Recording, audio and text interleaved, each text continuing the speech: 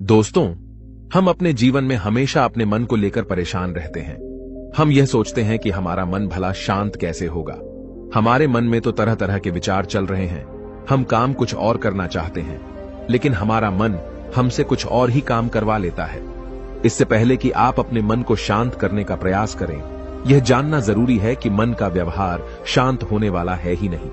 अगर मन शांत होने वाला हो सकता तो इस दुनिया में सभी के मन शांत हो गए होते और हर कोई अपना जीवन सुखी सुखी बिता रहा होता। फिर न तो कोई हंगामा होता और न ही किसी तरह की कोई तकलीफ। सभी का जीवन खुशी खुशी बीत रहा होता। फिर न तो आप और न ही मैं पैसे कमाने के पीछे भाग रहे होते। समस्या तो यह है कि हम ज्यादा से ज्यादा चीजें इकट्ठा करना चाहते हैं, क्योंकि हमें लगता है कि हमारे पास जितनी ज्यादा चीजें होंगी हम उतना ही सुखी रहेंगे। लेकिन वास्तविकता तो यही है कि बाहर की किसी भी चीज में कोई सुख नहीं है और न ही उनमें कोई दुख है। और यही कारण है कि जब हम किसी चीज के पीछे भाग रहे होते हैं, जब हम कोई चीज पाना चाहते हैं, तो उसे पाकर हमें पल भर के लिए खुशी तो मिलती है, लेकिन बाद में हम उस खुशी का एहसास नहीं कर पाते। वह खुशी दुख में परिवर्तित हो जाती है।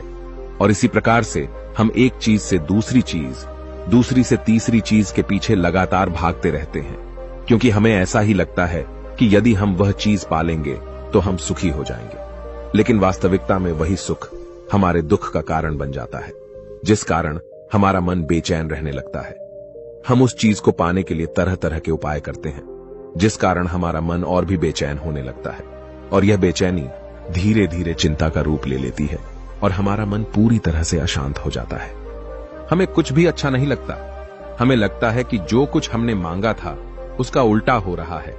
सब कुछ हमारे विपरीत जा रहा है। और फिर हम अपने मन को शांत करने के लिए ध्यान करना शुरू करते हैं, क्योंकि एक ध्यान ही वह मार्ग है जो हमें ज्ञान की ओर ले जाता है। वह हमें यह बताता है कि बाहर किसी भी चीज में कोई सुख नहीं है और न ही दुख है। दुख और सुख तो हमारे मन का भ्रम है।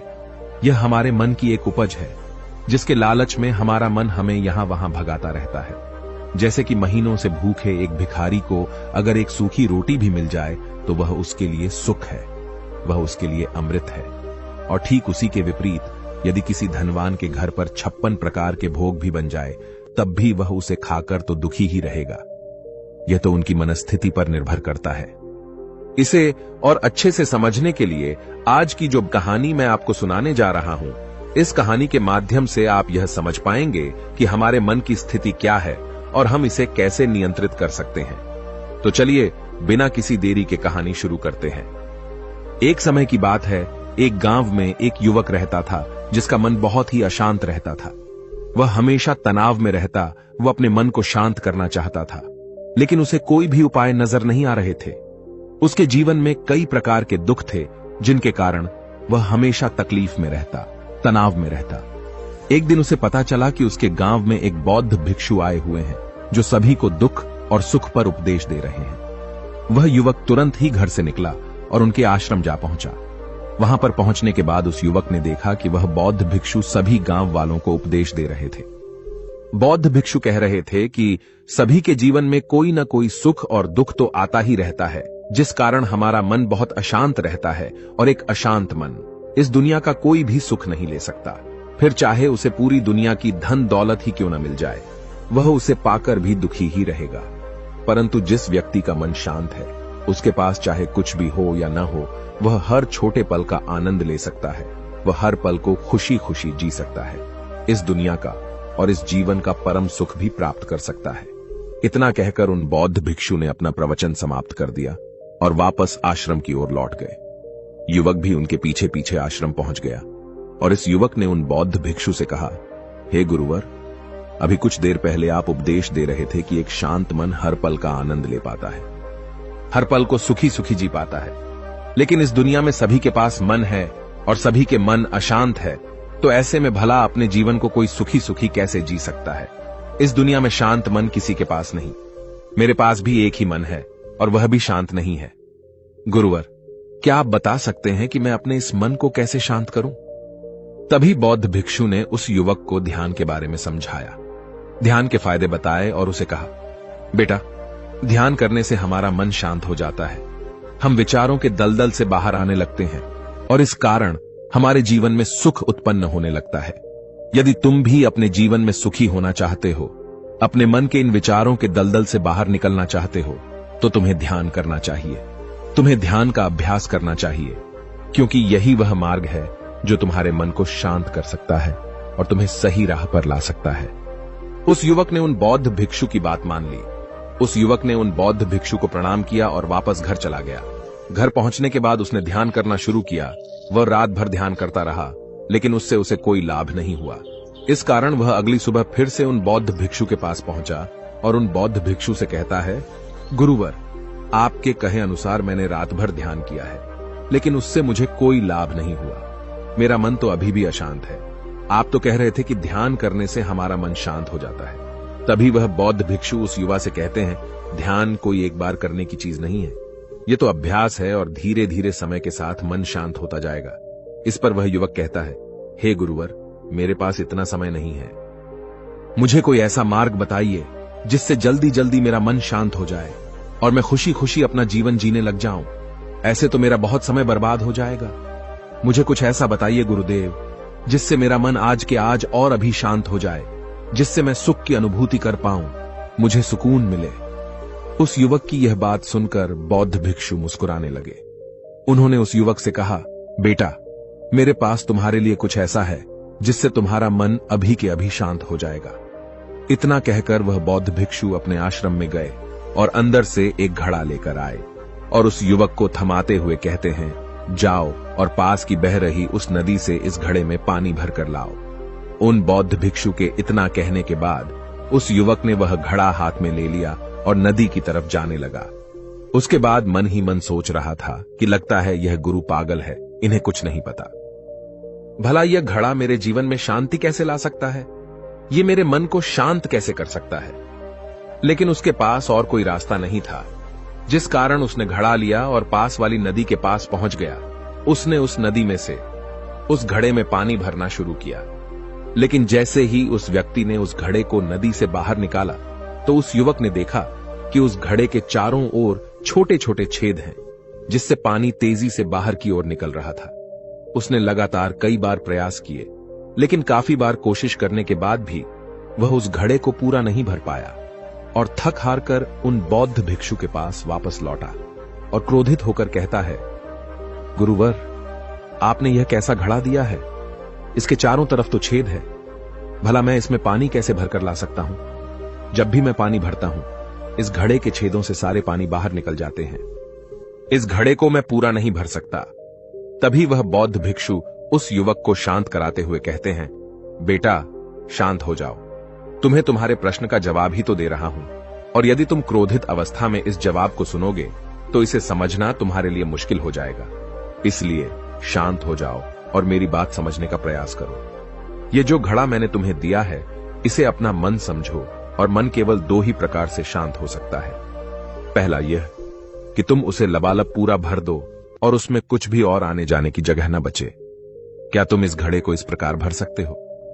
इस पर वह युवक कहता है, हे गुरुवर, मैं इस घड़े को लबालब नहीं भर सकता, क्योंकि जब भी मैं इसमें पानी भरता हूं, सारा पानी तो छेद से बाहर निकल जाता है। तभी वह बौद्ध भिक्षु उस युवक से कहते हैं, ठीक इसी तरह हम भी अपने मन को कभी नहीं भर सकते। हम जितना इसमें डालते जाएंगे, वह सब कुछ हमारे शरीर के द्वारा बाहर आता रहेगा। फिर चाहे वह क्रोध हो, प्रेम हो या फिर दया, हम जो भी अपने अंदर आने देते हैं, वही हमारे अंदर से बाहर भी आता है। और इसीलिए मैंने तुम्हें छेदों वाला घड़ा दिया, क्योंकि ये हमारी मन के जैसा ही है। और जब हम इस मन को बस भरना चाहते हैं, तब तुम अपना समय बेकार कर रहे हो। क्या तुम्हें एक पल के लिए भी ये नहीं सोचा कि इसी प्रकार तो तुम अपने मन को भरने में भी लगे हुए हो? क्या इससे तुम्हारा समय बर्बाद नहीं हो रहा? क्या इससे तुम्हारा जीवन बर्बाद नहीं हो रहा? क्योंकि जिस भी चीज से तुम अपने मन को भरोगे, वह तो बाहर निकल ही जाएगी। उस युवक को अपनी गलती का एहसास हुआ। वह तुरंत उन बौद्ध भिक्षु के चरणों में गिर गया और उन बौद्ध भिक्षु से कहता है, गुरुवर, आपने सच कहा। मैंने कभी भी इसके बारे में नहीं सोचा कि मैं अपना जीवन अपने आप ही बर्बाद कर रहा था। ठीक है, मैं तो इस बात से अनजान था, लेकिन आज आपने मेरी आंखें खोल दी। परंतु गुरुवर, अगर यह मन को पूरी तरह भरने का पहला तरीका मन को शांत नहीं कर सकता, तो मन को शांत करने का दूसरा तरीका कौन सा है? गुरुवर, मुस्कुराते हुए उस आदमी से कहते हैं, दूसरा तरीका है कि अपने मन को पूरी तरह खाली कर दो। इस पर वह व्यक्ति कहता है, गुरुवर, आप ही मुझे बताइए कि मैं अपने मन को खाली कैसे कर सकता हूं। तभी बौद्ध भिक्षु कहते हैं, बेटा, यह तो बहुत ही सरल है। बाहर का कूड़ा अपने भीतर मत जाने दो। इस प्रकार तुम्हारा मन अपने आप ही खाली हो जाएगा। वह व्यक्ति कुछ देर सोच विचार करने के बाद बौद्ध भिक्षु से कहता है, हे गुरुदेव, यह कैसे संभव है? जो भी हम देखते हैं, सुनते हैं, वह हमारे मन में ही तो जाता है, वह हमारे भीतर की ओर ही तो जाता है। फिर मैं उसे कैसे रोक सकता हूं? इस पर बौद्ध भिक्षु मुस्कुराने लगे और उस युवक से कहते हैं, बेटा, मैं तुम्हें यही तो समझाने का प्रयास कर रहा हूं कि मन को केवल ध्यान से ही जीता जा सकता है और एक दिन ध्यान करने से कुछ नहीं होने वाला। हमें इसके लिए समय देना होगा, हमें इसके लिए धैर्य रखना होगा, इसका निरंतर अभ्यास करना होगा। आगे बौद्ध भिक्षु उस युवा से कहते हैं, बेटा, क्या तुम्हें प्यास लगी है? युवक कहता है, हां गुरुवर, मुझे बहुत जोरों की प्यास लगी है। इस पर उन बौद्ध भिक्षु ने उस युवक को पानी पिलाया और कहा, ये लो, पानी पी लो, इससे तुम्हारी प्यास बुझ जाएगी। लेकिन मुझे एक बात बताओ, क्या आज पानी पी लेने से फिर तुम्हें कभी प्यास नहीं लगेगी? तुम कभी फिर मुझसे पानी नहीं मांगोगे? इस पर वह युवक कहता है, गुरुवर, आप कैसी बातें कर रहे हैं? पानी तो हमारे जीवन का एक हिस्सा है, इसके बिना तो हम मर जाएंगे। और आप कह रहे हैं कि आज पानी पी लो और उसके बाद मैं कभी पानी न पीऊं। यह भला कैसे संभव है? प्यास तो हमें रोज आती है और हम रोज पानी पीते हैं, इसके बिना तो हम मर जाएंगे। तभी बौद्ध भिक्षु मुस्कुराते हुए उस युवक से कहते हैं, ठीक इसी प्रकार एक दिन के ध्यान से हमारा मन शांत नहीं हो सकता। उसे भी रोज भूख लगती है और उसे रोज रोज हमें आहार भी देना पड़ता है। उसे भी रोज पानी पीने की जरूरत पड़ती है और ठीक उसी प्रकार हमें हर दिन ध्यान करने की भी जरूरत पड़ती है। और जब हम निरंतर ध्यान करते हैं, इसका अभ्यास करते हैं, तो देखते ही देखते हमारे मन की भूख शांत होने लगती है और एक समय पर हमारा मन सारे विचार उत्पन्न करना बंद कर देता है। तब वह बाहर से कुछ भी ग्रहण नहीं कर पाता और जो कोई भी विचार हमारे भीतर है, वह सारे विचार देखते ही देखते समाप्त हो जाते हैं और इसी प्रकार धीरे धीरे हमारा मन शांत होने लगता है। आगे वह बौद्ध भिक्षु उस युवक से कहते हैं, बेटा, तुम ही तो कह रहे थे कि तुमने रात भर ध्यान किया है, लेकिन उसके बाद भी तुम्हारा मन शांत नहीं हो रहा। बेटा, तुम चाहो तो 1 घंटे के लिए ध्यान कर सकते हो, चाहो तो पूरा दिन भर तुम ध्यान करो, लेकिन इसका लाभ भी तुम्हें उतना ही मिलेगा। अर्थात मान लो तुम 1 दिन के लिए ध्यान करते हो तो इससे तुम्हारे मन को भी शांति केवल कुछ समय के लिए ही मिलेगी। यह हो सकता है कि वह 1 घंटे के लिए शांत रहे या फिर केवल कुछ क्षणों के लिए, लेकिन वह शांत अवश्य होगा। लेकिन जैसे ही उसे फिर से भूख लगेगी, वह फिर से अशांत हो जाएगा और फिर से यहां वहां भागने लगेगा और वह अपने विचारों की तलाश में आगे बढ़ेगा, क्योंकि उसे भी तो भूख लगी है, उसे भी तो खाना चाहिए, उसे भी तो पानी चाहिए। जैसे कि जब तुम्हें भूख लगती है, तुम अशांत हो जाते हो, क्योंकि तुम्हें भोजन चाहिए, पानी चाहिए, ताकि तुम अपने पेट की भूख को मिटा सके और तुम्हें शांति मिले। इस पर वह युवक कहता है, आप सत्य कहते हैं, मैं ही गलत था, मेरी ही गलती है। मैं अपने मन को अवश्य शांत करके रहूंगा, फिर चाहे इसके लिए मुझे कितना भी समय क्यों न लग जाए, मैं भी उस सुख को प्राप्त करके ही रहूंगा। मैं इस खाली घड़े में पानी भरकर अपने जीवन को बर्बाद नहीं करना चाहता।